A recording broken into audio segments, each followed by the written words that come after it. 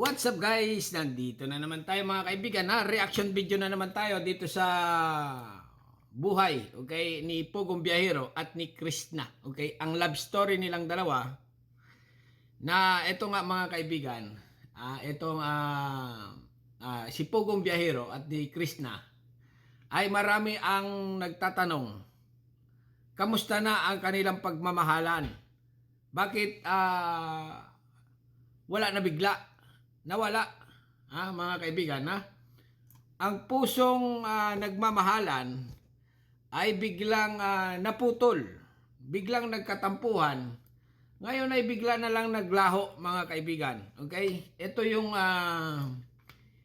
okay. Ito itong vlog ni Pugong Biyahero. Magbabalik pa ba ang Chris Pao? Okay? Ito mga kaibigan ay tanong din ng sambayanan. Kung itong dalawang ito ay magkakabalikan ba? Naging sila ba? Na ngayon ay talagang parang mapait ang feeling, mga kaibigan. Ang nararamdaman ni PB, ni Sir Paul dito ngayon. Okay, ito mga kaibigan, ito, panoorin natin. Ito, okay. Si Sir Paul ay umiyak mga kaibigan nung pumunta sa Mindoro. Ayan, umiyak siya. Iyakap siya dito ni Krishna habang nakatalikod si Sir Paul. Ito mga kaibigan, tamang duda ako dito. Kasi nga, nung pumunta ito ng Mindoro, nung bumalik, ay nagkaroon na ng something-something. Nagkaroon na ng something-something sila na hindi pagkakasundo. Kaya itong si Sir Paul ay umiyak dito. Tapos ang kanta, nagpapaalam na. Anong ibig sabihin nun? Napakasakit mga kaibigan. Itong ang katotohanan, mapanood natin na itong Krishna at Chris Pao ay parang hindi na magbabalik ang kanilang pagmamahalan. Kasi nga, pag sinearch mo ang channel ni Pugong Biyahero, ay wala ka nang makikita mga kaibigan na sila ay magkasama. Iba na. Iba na talaga. Mula nang ito ay si Pugong Biyahero ay binisita si Krishna. Mula noon ay wala na.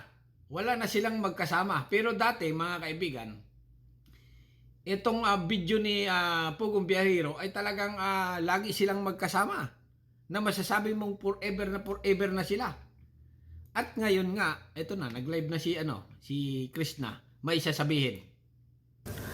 Shoutout po, belated happy birthday. Ito mga kaibigan, ang dami talaga nanonood, mga OFW Nagtatanong sila dito sa nito. Ayan Magiging kayo pa ba? Wow, magiging sila pa daw. Babalik ka pa ba sa bahay? Mukhang malabo na mga kaibigan Malabo pa sa sabaw ng pusit ang mga pangyayari. Okay, explain natin mga kaibigan.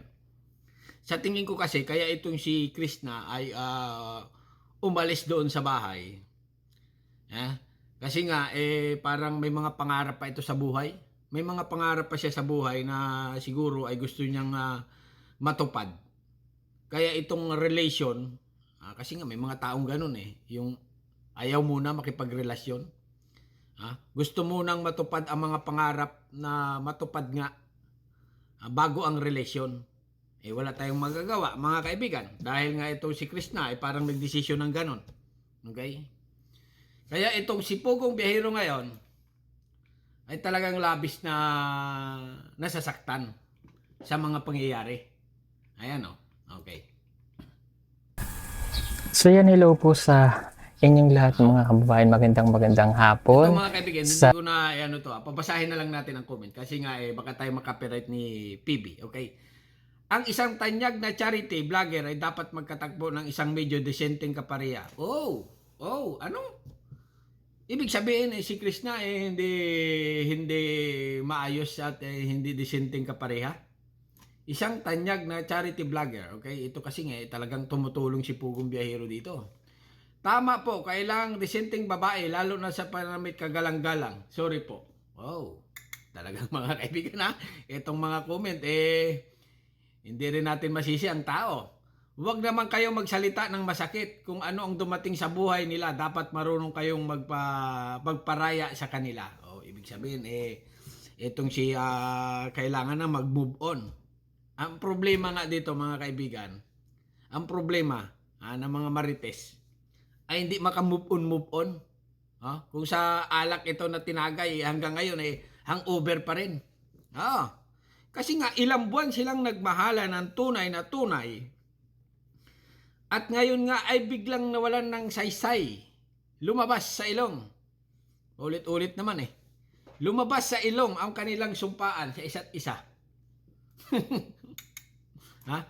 Kahit wala ng crispaw. Ito mga kaibigan, na baka sabihin nyo naman ito opinion lang ito ng mga ating mga kabayan. Binabasa ko lang. Kahit wala ng crispaw, dati naman na masaya ang PBB team.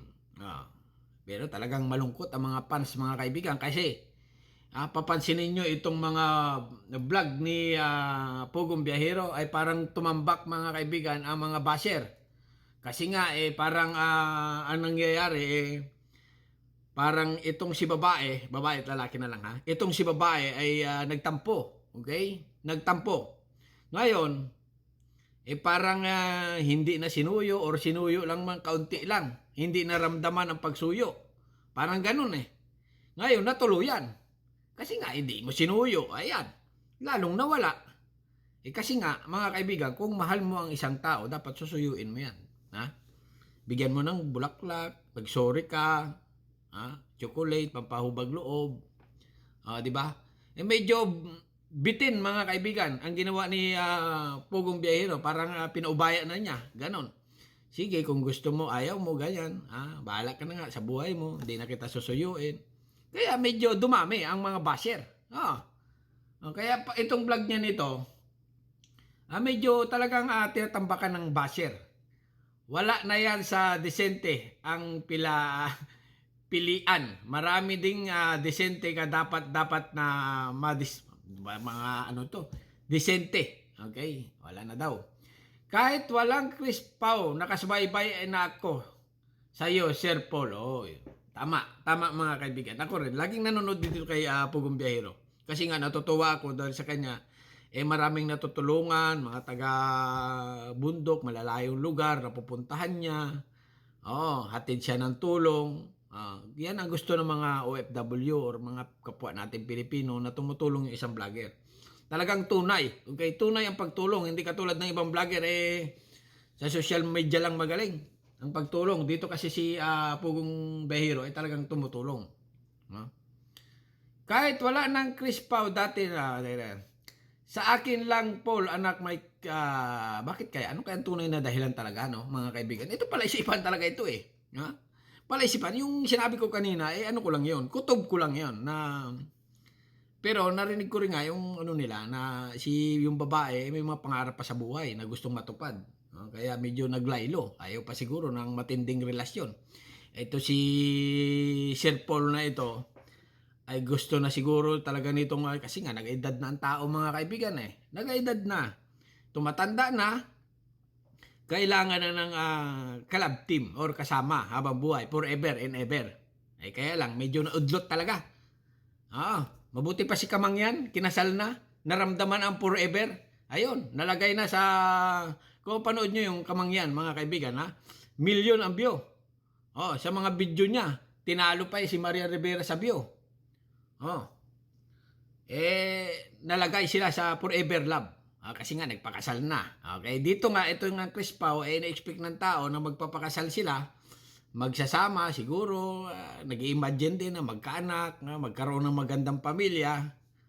Ay bakit ngayon? Just me, Marimar. Commercial nga muna. Labis na nasaktan ako. Ayan, mga kaibigan, unti-unting pumapatak. Unting pumapatak. Nararamdaman ko ang sakit. Okay, mga kaibigan, nararamdaman ko ang sakit na nararamdaman ni Sir Paul. Pero dinadata ko lang sa ngiti at tawa kasi nga alangan na umiyak tayo dito. Kalalaki natin tao, umiyak tayo. Nanonood lang tayo, baka naman napapadala tayo sa mga ganyan. Di alam ang luha Ayokong ganito. Ayoko ng ganyan. Ha? Ayoko ng ganito. Nakikita si Sir Paul na umiiyak. Ayan, umiiyak talaga. Ha? Kasi nga, napakabait na tao. Ha? Na makaganda ang hangarin nito. Siyempre, na gusto rin talaga niya itong magkasama sila ni Krishna. Kaya lang, dala ng malanding panahon, mga kaibigan, tumaas na ng tumaas ang gasolina. Ha? Nagmahal na nagmahal. Ang pusong sawi, di ba? Nagmahal ang bilihin. Kaya lang ay nawalan siya ng mahal. Ayun ang problema. Masakit, mga kaibigan. Ang katotohanan, na talagang itong si ang Chris Pau ay tila parang hindi na magbabalik. Yan lang ang kutob ko. Pero may marami pa rin, mga kaibigan, ang umaasa. Marami ang umaasa na sila ay siguro magkakasama sila forever. Alam mo, Sir Paul, babasahin na ulit natin, mga kaibigan, Alam mo, Sir Paul, pabor lang po ang against sa Chris Pau. Mas gusto namin yung dating hindi iyon ang may drama pa. Ibig sabihin, dito mga kaibigan, gusto ng mga ibang, kaya binabas siya, gusto nila yung pagtulong lang ng pagtulong ang ginagawa ni Sir Paul. Okay? Ayaw nila ng love story kasi nga kinikilig daw sila. Medyo napalitan ang content ni Sir Paul ay napalitan ng pagmamahalan. Hindi na parang nawawala na. Mayroon parang pagtulong, kaya lang yung mga supporters ay nakatutok na dito sa Chris Pau. Ganon, parang medyo umiba. Okay? Gaya po ng sinabi ko mula noon hanggang ngayon, kayo lang ang idol ko. Wow! Ito talaga solid. Hindi masabing look liquid itong mga message na ito. Okay? Tagos sa damdamin ng isang taong makakabasa or makakarinig ng ganito na talagang may mga tagahanga na ganito. Okay? Tagos daw. Sir Paul, wala pa ang Chris Pau, nakapollow na ako sa inyo. Okay? Yan, mga kaibigan. Yan talagang nag-idolize kay Sir Paul. Good evening, Pogong Biyahero, Sir Paul. My God bless you always and every team. Keep safe always. God bless. Good evening, Sir Paul. Hay, nakakalungkot naman. Nakakalungkot daw, mga kaibigan. Ang mga nangyari. Nawala na ang Chris Pau. Oh my gulay, anak ni Janice.